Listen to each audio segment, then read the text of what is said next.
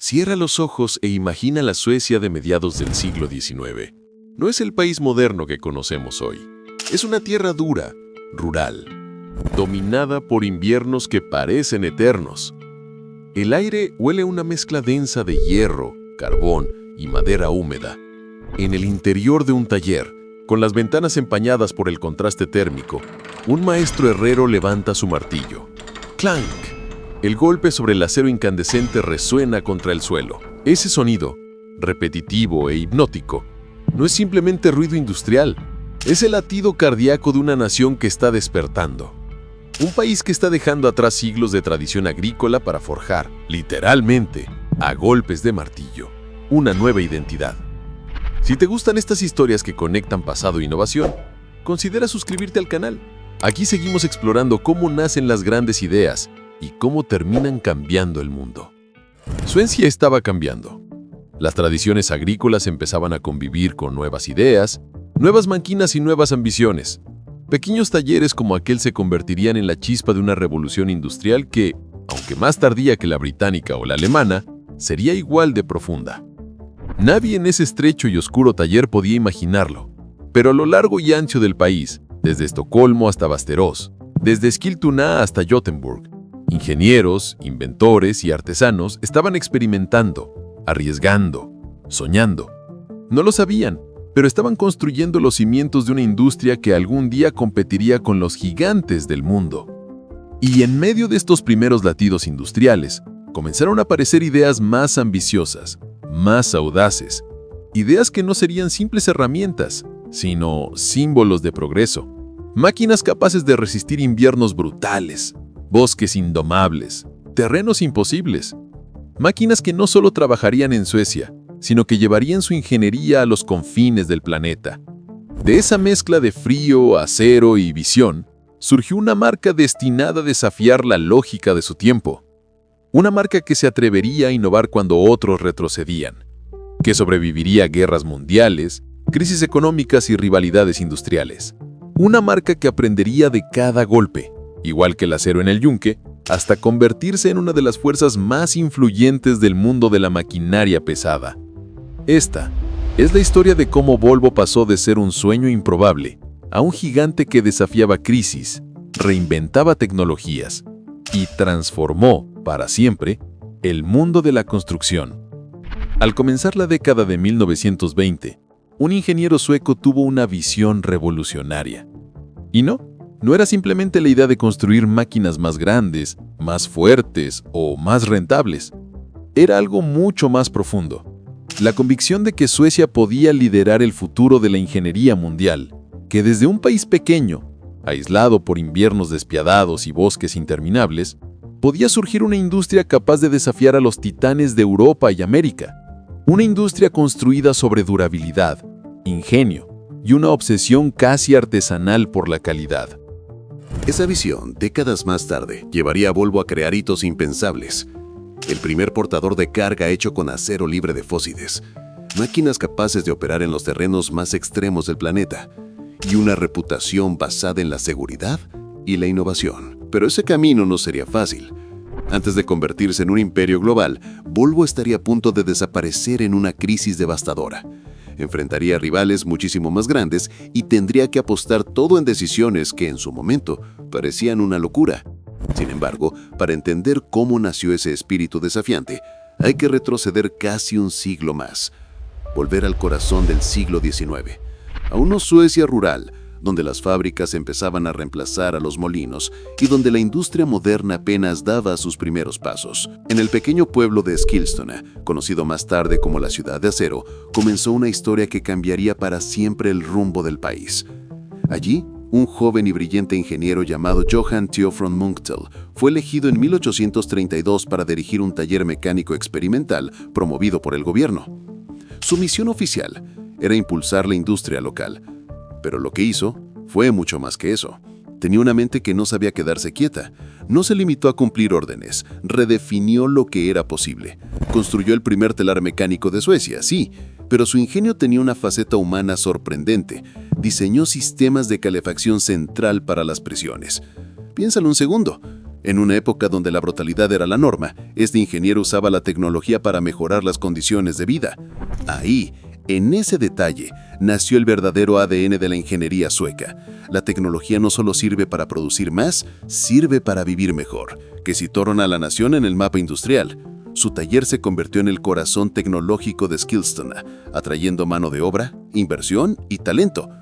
Para mediados del siglo XIX, la ciudad era ya un polo industrial, y el apellido Munktel era sinónimo de innovación. Pero Johan no era el único forjando el futuro. Mientras Skillstuna hervía de actividad, en Estocolmo surgía otra fuerza imparable, los hermanos Jean y Carl Gerhard Bollinger. Tras formarse en Inglaterra, la cuna de la revolución industrial, regresaron a Suecia decididos a transformar el país con las ideas modernas que habían visto allí. En 1844 fundaron su propio taller, inicialmente centrado en máquinas agrícolas y motores de petróleo crudo. Pero su ambición era mayor. Muy pronto se adentraron en el mundo de las locomotoras de vapor, el mismo terreno donde Munktel estaba ganando terreno. Así nació una rivalidad épica, una competencia feroz pero también productiva que empujó a ambas empresas a innovar sin descanso. Suecia, un país que antes dependía de maquinaria extranjera, comenzó a producir sus propias soluciones industriales. Y mientras estas dos potencias luchaban por la supremacía, algo más, algo silencioso, casi imperceptible, se estaba gestando: el surgimiento de una nueva marca llamada a transformar el futuro. Una marca que uniría caminos que parecían destinados a enfrentarse. En 1853, Munktel presentó la primera locomotora de vapor sueca, la mítica Firstling, el primogénito. Aquel gigante de acero, aunque rudimentario y problemático en sus primeras pruebas, representó un paso monumental para un país que apenas comenzaba a industrializarse. La locomotora falló, sí, pero su fracaso no fue una derrota, fue una lección. Munktel y su equipo volvieron al taller con más determinación que nunca, y 2 años después, en 1855, presentaron la Fristad, una máquina mucho más avanzada que fue celebrada en toda Suecia. Esa locomotora demostró que el país podía diseñar y fabricar tecnología de talla mundial sin depender del extranjero. Pero la victoria no quedó sin respuesta. Los hermanos Bollinger, que observaban cada paso de su rival, lanzaron en 1893 el primer motor de combustión interna fabricado en Suecia. Este hito no solo modernizó su catálogo, redefinió completamente el tablero industrial. Era más compacto, más eficiente y marcó el fin del reinado absoluto del vapor. Con aquel motor, Bollinger dejó claro que no pensaba dejar a Munktel dominar el futuro. La competencia se volvió feroz. Munktel respondió con innovación pura. La primera aplanadura de vapor sueca en 1906 y en 1913, el primer tractor del país. Una máquina sorprendente para su época, que alcanzaba cerca de 5 kilómetros por hora, suficiente para revolucionar el trabajo agrícola. Mientras tanto, Bollinger seguía escalando posiciones gracias a sus robustos motores de 2 tiempos para crudo, verdaderos caballos de batalla que se ganaron un respeto absoluto en granjas, barcos y fábricas. Esta rivalidad no fragmentó la industria sueca, la impulsó. Munktel y Bollinger empujaron al país hacia la modernidad, creando una base industrial sólida, que sería vital en las décadas siguientes. Pero mientras ellos competían por la supremacía, un tercer actor se preparaba para entrar en escena. Una marca nueva, silenciosa, casi invisible en aquel momento, pero destinada a convertirse en un gigante mundial: Volvo. El destino, caprichoso como siempre, tenía planes inesperados para todos ellos. Saltamos a los felices años 20. El jazz sonaba en todo el mundo, pero en las carreteras suecas el sonido era otro, el de motores rotos y suspensiones destrozadas. Es agosto de 1924. Estamos en el restaurante Sturehof de Estocolmo. En la mesa, 2 viejos amigos, Azar Gabrielsson y Gustav Larsson. Frente a ellos, un plato de cangrejos de río, típica comida de verano. Pero la conversación no era festiva, era frustrada. El problema era evidente. Los coches americanos eran bonitos, sí, pero débiles. Se congelaban en el norte, se oxidaban en la costa y se rompían en los caminos de grava. Entre bocado y bocado llegaron a una conclusión radical: Nadie en el extranjero entendía el invierno sueco. Ese día, servilleta en mano, firmaron un pacto tácito con la historia.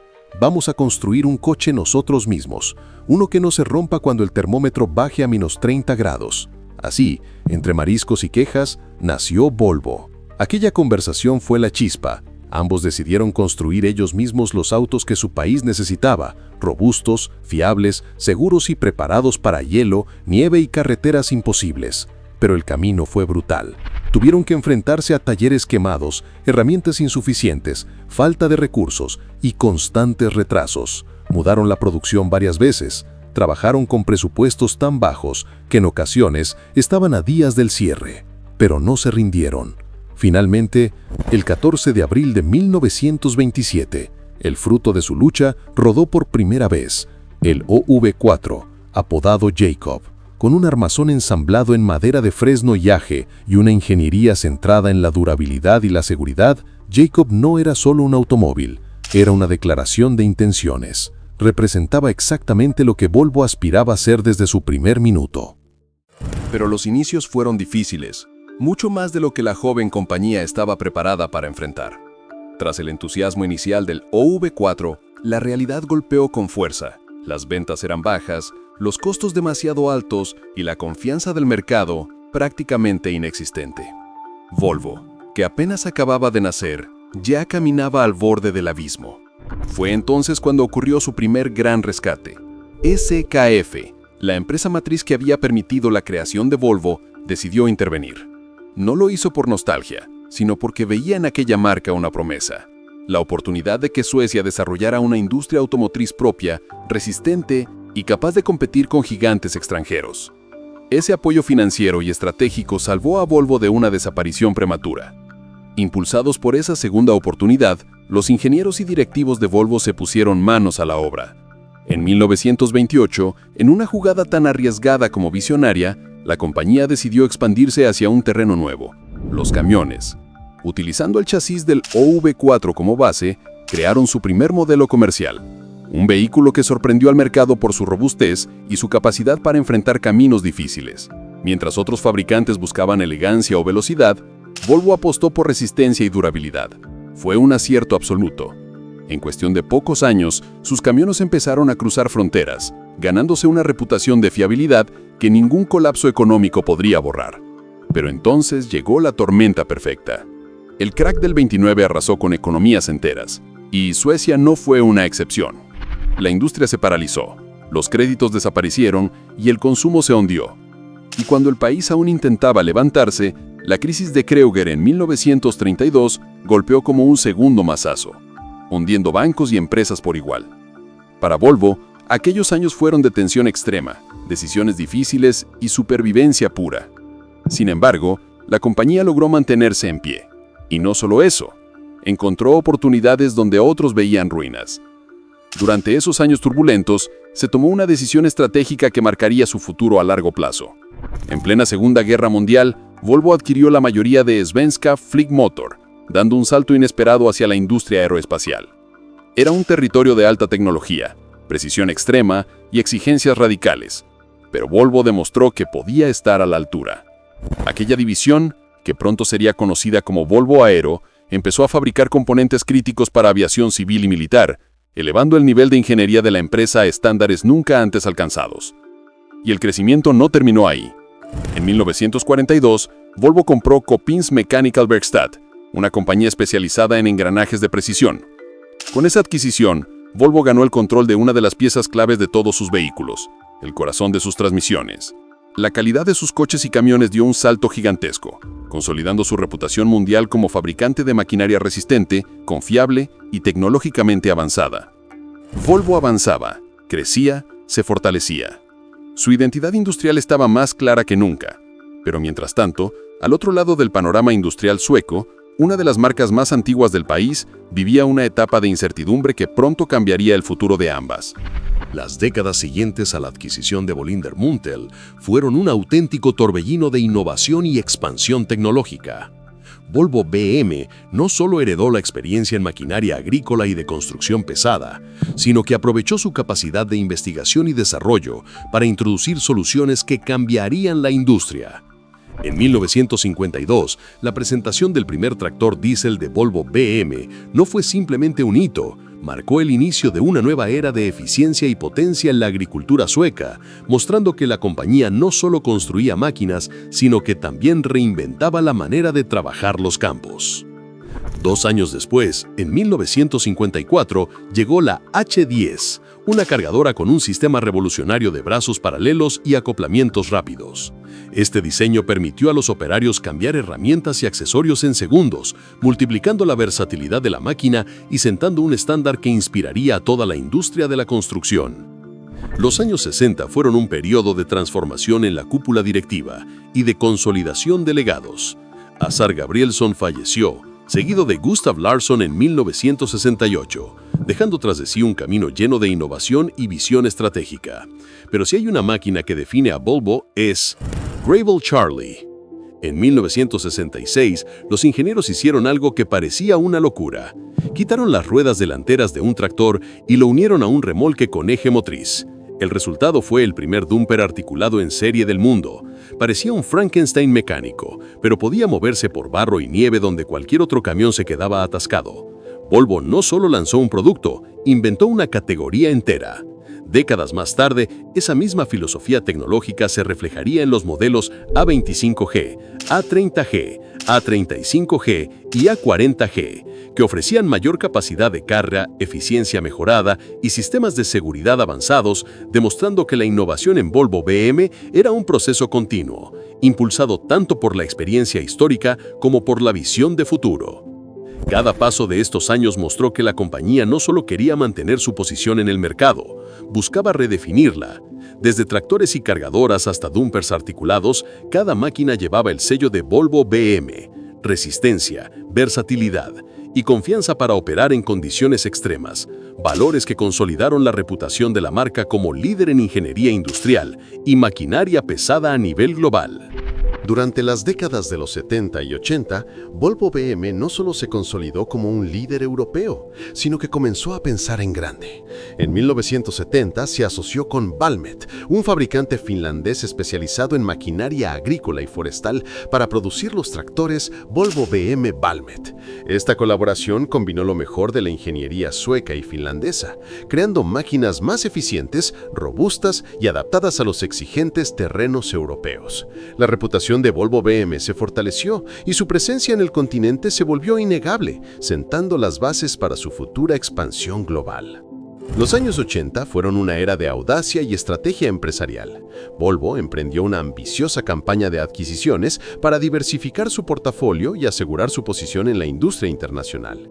Compró Bayer Invest y Hugland, fortaleciendo su base financiera y tecnológica. Adquirió White Motor Corporation en Estados Unidos, Kockums Landswork en Suecia y abrió fábricas en Brasil y Suecia. Además, sumó a su cartera empresas como Clark, Michigan y Euclid, líderes en maquinaria de construcción. En 1985, la creación del VME Group, una joint venture con Clark Equipment Company, consolidó un gigante capaz de responder a las crecientes demandas de infraestructura global, con máquinas de última generación para cada tipo de obra.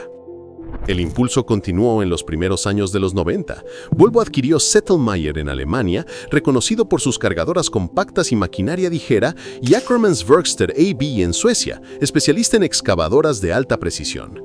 Con estas incorporaciones, la compañía amplió su presencia en Europa y fortaleció su catálogo de equipos versátiles y de alto rendimiento. A mediados de la década, Volvo tomó control total de VME, rebautizándola como Volvo Construction Equipment, consolidando así su identidad global. La compra de Pell-Job en 1995, una empresa francesa de maquinaria compacta, completó la transformación. Volvo se convirtió en un referente en todas las gamas de equipos, desde los más pequeños hasta los más robustos. La mirada de Volvo se extendió más allá de Europa. En 1997, la adquisición de Champion Road Machinery le permitió entrar con fuerza al mercado de motoniveladoras en Norteamérica, mientras que en 1998 se convirtió en la primera empresa extranjera en ingresar al sector de maquinaria pesada en Corea del Sur al comprar la división industrial de Samsung, abriendo nuevas oportunidades en el mercado asiático y consolidando su liderazgo en excavadoras de cadenas. Los años 2000 marcaron otra etapa de innovación y crecimiento acelerado. En 2001, Volvo amplió su línea de maquinaria compacta, con nuevos modelos de cargadoras, retroexcavadoras y dúmperes articulados. En 2004, reportó un récord de ventas con un aumento del 25%, alcanzando casi 30.000 unidades vendidas. Al año siguiente, presentó el S700B, un coloso de 70 toneladas con un concepto híbrido eléctrico-diésel que combinaba potencia y eficiencia, adelantándose a las necesidades del sector hacia soluciones más sostenibles. En 2007, la compañía fortaleció su presencia en China con la adquisición del 70% de Shandong Linggong Construction Machinery y amplió su liderazgo en maquinaria vial al comprar la división de construcción de Ingersoll Rand, incorporando compactadores, pavimentadoras y manipuladores de materiales a su portafolio. Este periodo consolidó a Volvo como un actor global, con presencia estratégica en Europa, América y Asia, y sentó las bases para los desafíos del siglo XXI.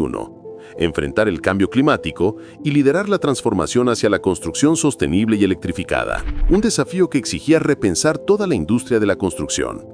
Volvo respondió con visión y decisión, demostrando que innovación y sostenibilidad podían ir de la mano.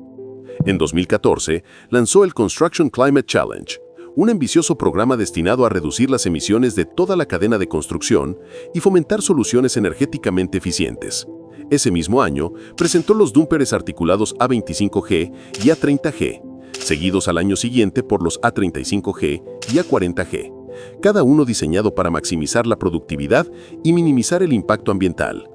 En 2016, la presentación del colosal A60H marcó un nuevo estándar en capacidad de carga y eficiencia, consolidando la reputación de Volvo como pionero en ingeniería de maquinaria pesada.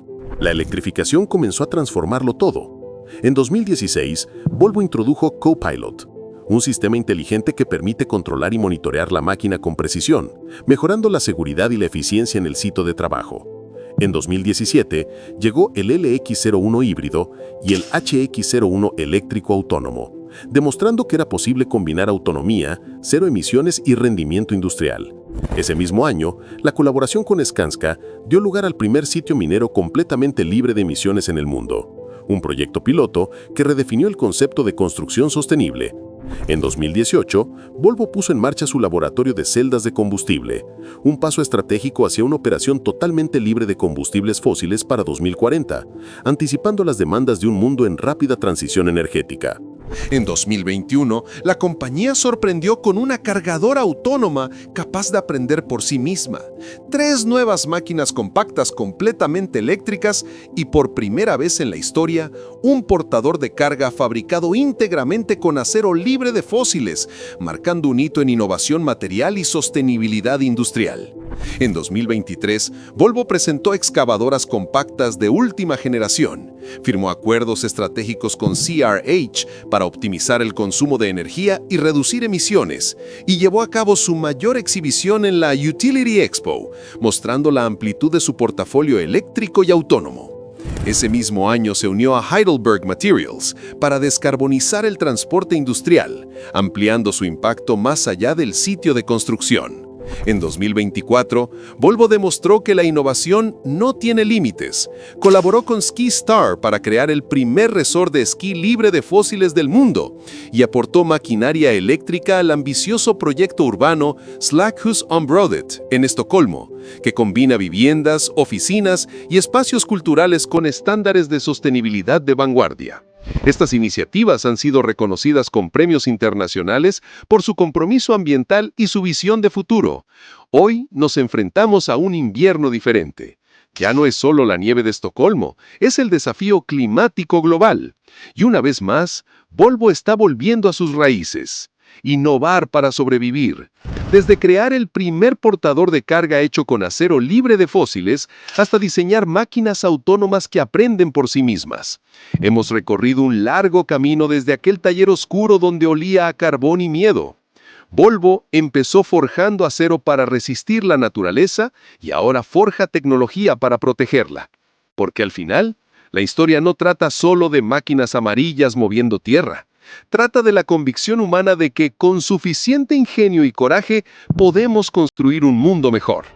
Y esa es una obra que nunca termina. sino que puede ser la clave para preservarlo y mejorarlo para las generaciones venideras. Espero que te haya gustado este video y que te lo hayas pasado bien. Nos vemos en la semana que viene con otro más.